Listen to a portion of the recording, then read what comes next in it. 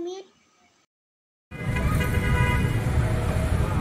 Assalamualaikum warahmatullahi wabarakatuh. Baru saja terjadi kebakaran di Sujuya, Jalan Teubar. Asap mengepul hitam membubung ke udara. Ya, baru saja terjadi. Semua pengunjung berhamburan keluar untuk menyelamatkan diri. Suasana sedang kalut.